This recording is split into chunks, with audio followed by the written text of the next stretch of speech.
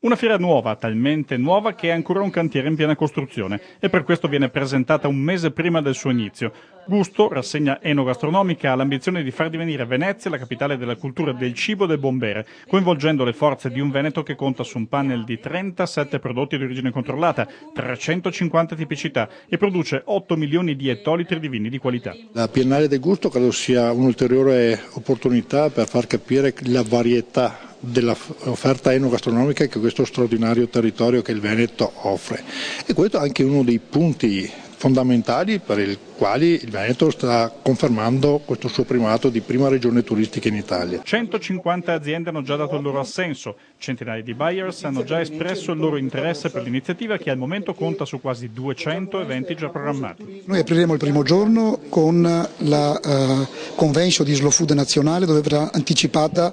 la Slow Wine 2014, quindi la guida dei vini, con 680 produttori, operatori e giornalisti che hanno già aderito a questa manifestazione. Poi avremo tutti i laboratori del gusto di Slow Food,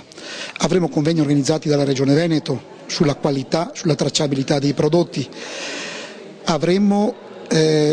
soprattutto per quanto riguarda gli operatori, degli incontri con i buyer internazionali. Ci saranno 18 paesi presenti per tutti i 4 giorni, compresi Russia e Cina. Fra gli eventi collaterali, il Comune Lagunare ha pensato di istituire il premio Città di Venezia per la gastronomia. L'abbiamo voluto intitolare a Ugo Tognazzi perché riteniamo che nella sua florida carriera non solo sia stato un esempio per il nostro paese, ma non dobbiamo dimenticare la passione che ha sempre avuto per il cibo e la cultura di quei prodotti che la sua stessa azienda agricola ancora oggi porta avanti. Il pubblico potrà visitare ed assaggiare tante specialità pagando un tagliando d'ingresso di 15 euro che sarà di importo dimezzato, 7,5 euro per i residenti nel comune di Venezia. Uno dei tanti accordi raggiunti fra organizzatori che hanno saputo superare gelosie e campanili. Campanili che spesso hanno creato delle difficoltà di poter condividere le eccellenze del nostro territorio, quindi nel momento in cui tutti si rendono conto che qui non è più un problema di avere la leadership su